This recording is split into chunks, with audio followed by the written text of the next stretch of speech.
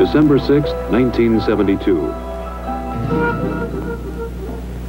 Eugene Cernan, veteran astronaut and commander of Apollo 17.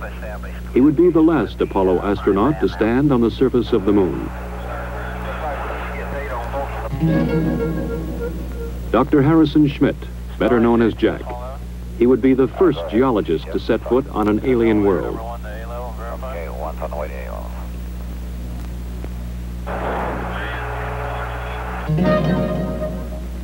Ronald Evans, command module pilot. He would remain in lunar orbit, operating a battery of experiments that would take this last close look at the moon. In the year 1675, Sir Isaac Newton was asked by his fellow scientist, Robert Hooke, how he had accomplished so much. "If I have seen further," Newton wrote, "it is by standing on the shoulders of giants."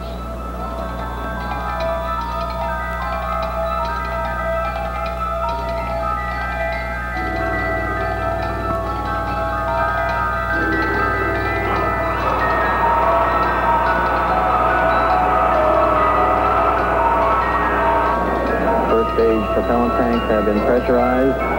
The engines will build up to a thrust of 7.6 million pounds. T-minus 30 seconds. We have a cutoff. We have a cutoff at T-minus 30 seconds. This cutoff was automatic, done by the sequencer. One command, pressurized S4B stage, was not given. And despite the fact that it was going to be done manually, the sequencer, in effect, said, I didn't tell you to do it, and therefore you can't be doing it. So at 30 seconds, it very properly stopped the operation. Most of the work was being done right off the firing room in the Launch Control Center at Kennedy. However, there was a great deal of support from the Marshall Space Flight Center, who had a comparable operational group working there with their contractors. So we concluded that we were safe, and we gave the word to jump route to one signal and proceed, which we did.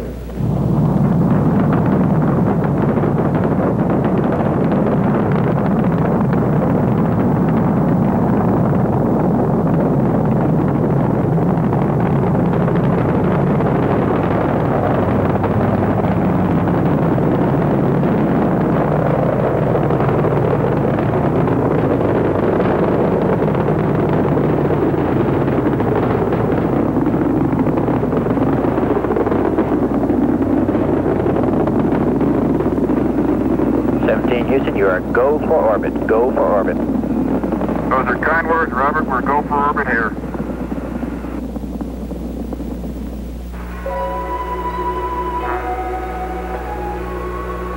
After checking out the spacecraft in Earth orbit, they burned out of orbit and headed toward the moon. Houston, we're right in the middle of a snowstorm. Ron Evans, at the controls of the Command Module America, moved in to dock with the lunar module Challenger. They pulled Challenger free of the booster's third stage, then continued the three-day coast to the moon. GNS, ATM, ECHO. Even as Cernan, Evans, and Schmitt headed toward the moon, directly below the Apollo 17 control room, Flight Director Don Putty ran his crew through a launch simulation for the first Skylab.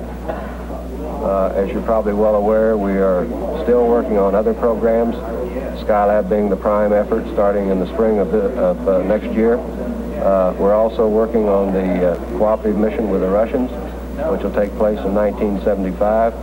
And of course, we've got quite a few of the flight control team as well as other center elements involved in the work on the shuttle. So it's the start of a new era, I hope. Skylab, of course, will fly in the spring of next year with 3 men going up and spending 28 days, and then 2 months later after they land, we'll put 3 men up for 56 days. They'll come down, and 30 days later, another 3 will go for 56 days. So a year of 73, calendar year, will certainly be a busy one from the standpoint of manned spaceflight. December 10, 1972. America and Challenger went into orbit around the moon. Houston, this is America. You can breathe easier. America has arrived on station for the Challenger head. The next day, December 11th, Cernan and Schmidt entered the lunar module and undocked.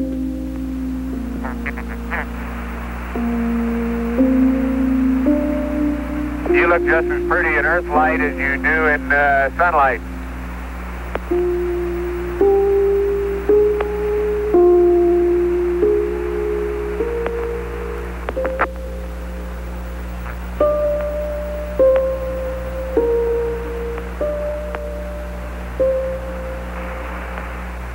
Roger, America. Have a good burn. You're loud and clear.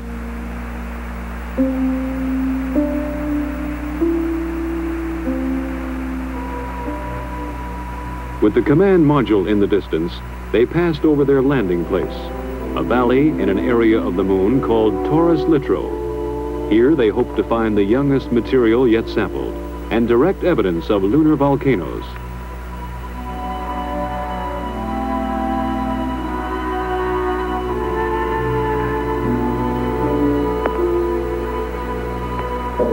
You're looking real good, Gene. Right down the line. Oh man, we're level with the top of the massif now. Okay, stand by for pitch over. Oh, are we coming in? There it is, proceeded. And there it is, Houston, there's Camelot. Wide on target. I see it. We got them all. 42 degrees, 37 degrees, through 5,500. 53 degrees. Okay, I've got Barhay, I've got Poppy, I've got the triangle. That's 2,500 feet, 52 degrees. H-dot is good at 2,000. H-dot is good. Fuel is good. Going down at 10, cut the H-dot. The fuel's good. 110 feet, stand by for some dust. Little forward, G. Finger forward a little. 90 feet. Little forward velocity. 80 feet. Going down at 3. Getting a little dust. Going down about 2. Very little dust. Very little dust. Stand by for touchdown. Stand by. 25 feet. Down at 2. Feels good. 20 feet. Going down at 2. 10 feet. 10 feet. Contact. Stop, push. Engine stop. Okay, Houston, the Challenger has landed. Roger, Challenger, that's super. Houston, you can tell America that Challenger is at Taurus Littrow. December 11th. Cernan, then Schmidt, left the lunar module to begin their first EVA. As I step off at the surface at Taurus Littrow, we'd like to dedicate the first steps of Apollo 17 to all those who made it possible. Their first job was to unload equipment, including their rover, the electric car in which they would drive to the exploration sites. That's beautiful. This has got to be one of the most proud moments of my life, I guarantee you. We thank you very much. As Cernan drove the equipment-laden rover, Schmidt carried the scientific experiments package called ALSEP. Hey, do you need me, Gene? Nope. I'm going to go deploy an ALSEP. Have at it. In Houston, scientists in the science support room watched, correlating and directing their movements.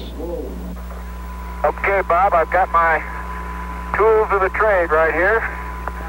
As Schmidt set up the various experiments, Cernan drilled a series of holes, both to collect core samples and to implant experimental probes. Well, we're out in the ejected blanket of Camelot for sure now. Yeah.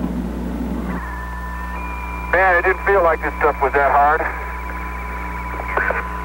No, I'll get it. I knew there was something I needed to do. Get the jack in over here, other side. Let me put some weight here. He's not going anywhere. Oh, he's going slowly, Bill. Very slowly. I'm gonna get this thing out now that I got it. Boys, you know, that's what you call getting down into your work.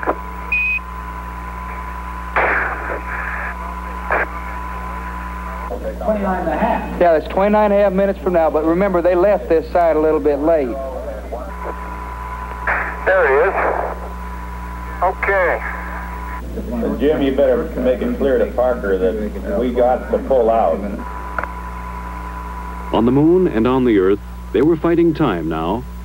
There are just so many hours of oxygen and water in the backpacks. So many hours of life in the vacuum of the moon.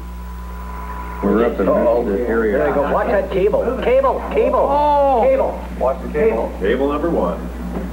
You know, they're all fixed, Lee. They'll break the whole world before they'll break the cable this time. With the ALSEP functioning, they left the site for a shortened sampling traverse. Well, many parts of the ALSEP are functioning very well. The heat flow experiment is working excellently. It's transmitting back temperature data. The cooling down is still cooling down from the drilling process, and in a few hours they should be starting to get true heat flow information. Let's see if I can't crash the corner and get that contact. See if I can't get her. Look at the boulders out there. Jesus. It was time to head back to the Challenger, activate experiments, and get back inside. Man. I was strolling on the moon one day in the merry, merry month of December. No, May's the month. May, that's right. May is the year of the month. As the astronauts rested, engineers in 2 nations were working out technical problems of the Apollo-Soyuz test program, the first joint Russian and American space mission. Well, the prime purpose of the Apollo-Soyuz joint mission is to prove out a compatible docking system and demonstrate that we have compatible operational procedures that will let 2 different countries dock in space. I think more than that, it has certainly a symbolic meaning of these 2 large powers learning to work together in space, which I believe are the new seas of mankind, the new frontiers, and work out solutions to problems wherein, although we're very competitive, we can still be cooperative and assist each other. And I think that this Apollo-Soyuz program stands for just that. Oh, what a nice day. Oh, funny, there's not a cloud in the sky, except in the Earth. Think that'll stop the dust, somewhere? They would have one task before they got to work exploring. The previous day, they had broken a rear fender of the rover. The dust thrown up was causing trouble. Apollo 16 commander John Young had worked that night in a pressure suit on a way to fix the fender. Oh, okay. On the moon, the astronauts put it together. The fender section formed from a lunar map, molded with tape, then held in place with clamps from the Lunar Module Telescope. It was a repair that would last the remainder of the mission. Then Schmidt moved out to place one of several explosive packages which would be detonated after they left the moon, mapping the lunar subsurface, much as earthly geologists explore for oil. Cernan would pick him up in the rover for the drive to the first site on this traverse, Station 2. They're somewhere along this rim where they can see. But they're dropping, Bill, so they must be coming across something. We're right where we wanted to be for Station 2, and it looks like a great place. Big blocks, it looks like quite a bit of variety from here. Different colors, anyway. Pretty hard, isn't it? That boulder's gonna roll. Man, that is hard. Just don't stub your toe.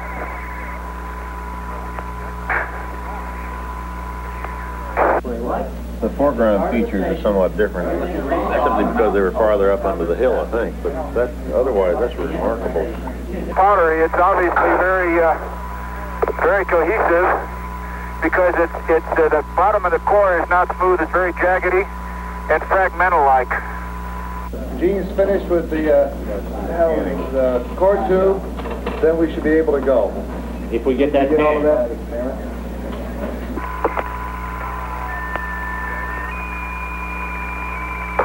No, dadgummit. Jack Schmidt having a few problems. Come on. They would sample several locations on this EVA, but none would cause more excitement than the find at the crater called Shorty. Oh, hey! There is orange soil. Well, don't move it till I see it. It's all over. Orange!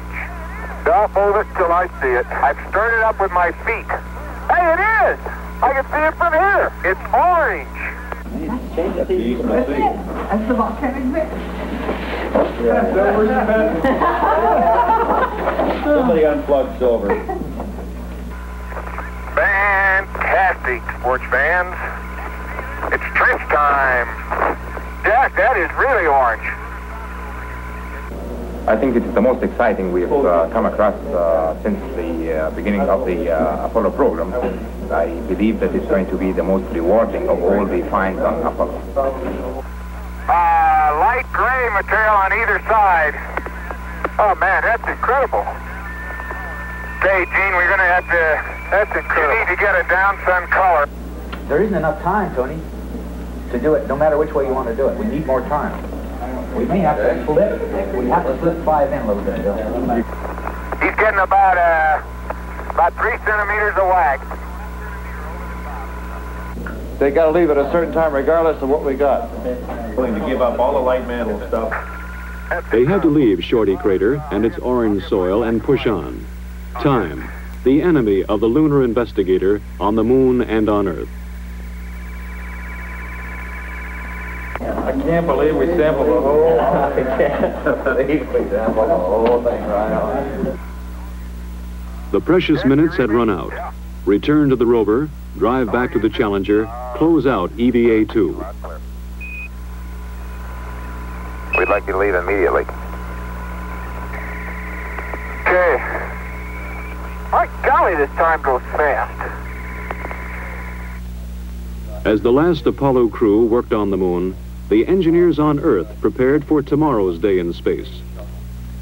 I have a model here of the space shuttle.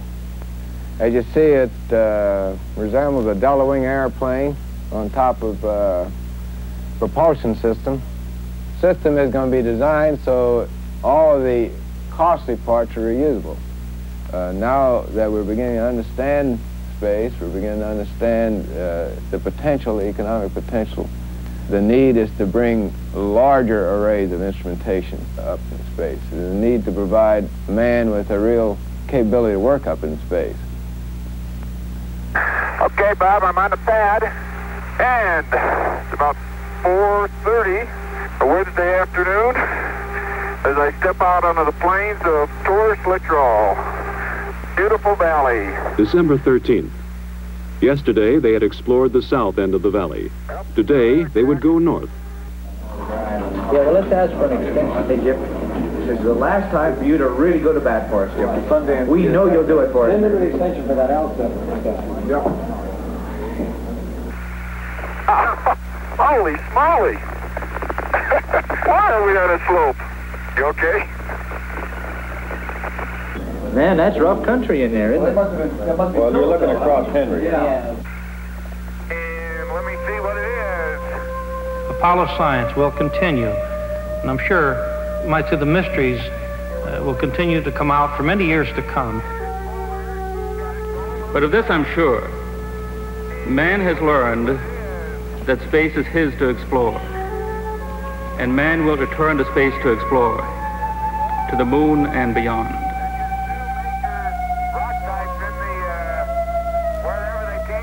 I'm firmly convinced that it's changed the whole basis of philosophy, including religion. I don't think that we've begun to see what the era of spaceflight really is. We've got a long way to go, and I hope I'm living when we leave this solar system on a venture to find another planet Earth.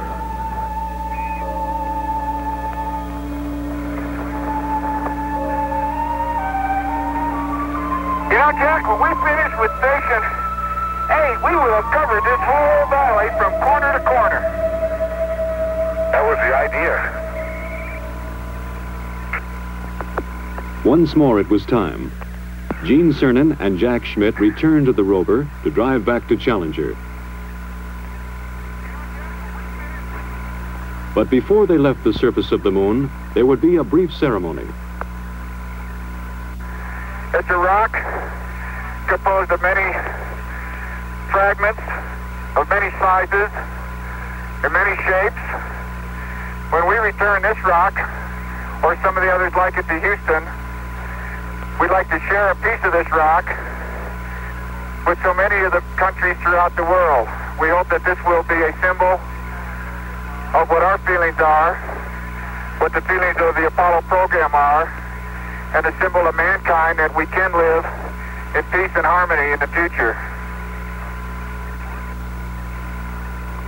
And a final word from the last man on the moon. I'd like to just let what I believe history will record, that America's challenge of today has forged man's destiny of tomorrow.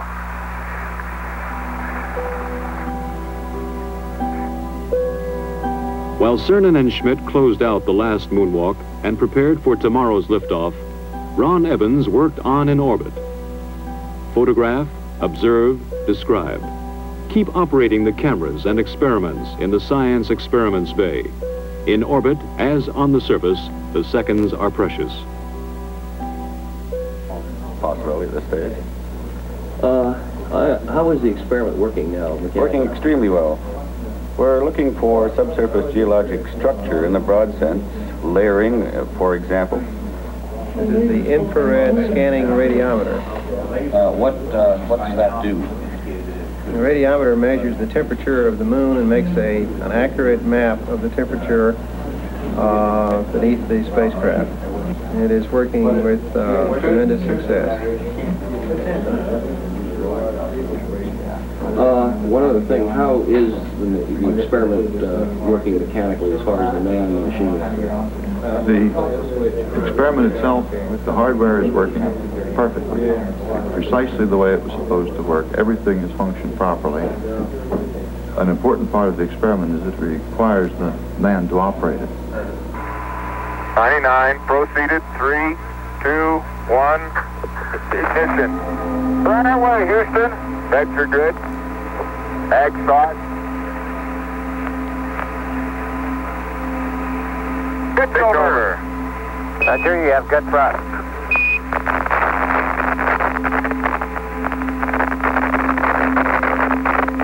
Okay, 30 seconds. 308 your number. Okay, coming through 1,500 feet, and H-dot looks good. On the descent stage of Challenger, forever on the moon, they left a plaque reading, "Here man completed his first explorations of the moon, December 1972 AD. May the spirit of peace in which we came be reflected in the lives of all mankind." One revolution later, Cernan and Schmitt caught up with Evans and prepared for docking. Good to see you. Good to have you all back up here. It's been a good trip.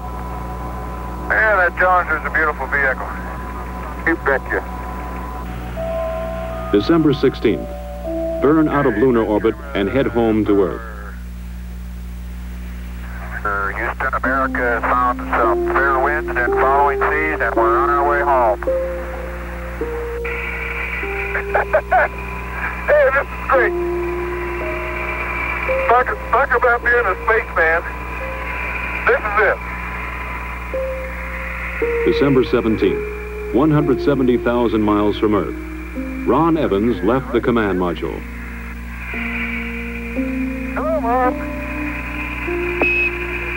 We see you, Ron. Looking great. Okay. Hey, John, how you doing? Hi, Jamie. Evans was retrieving film canisters from the two cameras and the lunar sounding radar. Data vital to the scientists on Earth. And the lessons in. Before he got back inside, Evans took a last look at the crescent Earth. In 2 more days, they would be home. December 19th. They rode inside a 5,000-degree fireball through the atmosphere of Earth. Stowed in the spacecraft, almost 250 pounds of the moon.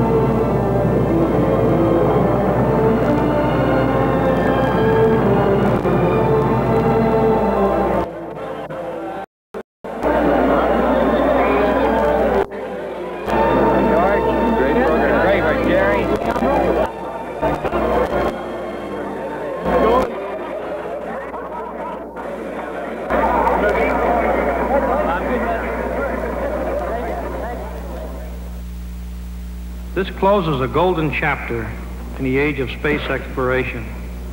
In a way, it brings a close to what has been a very romantic era in space exploration. But, and I want to make this very strong, the book is still being written.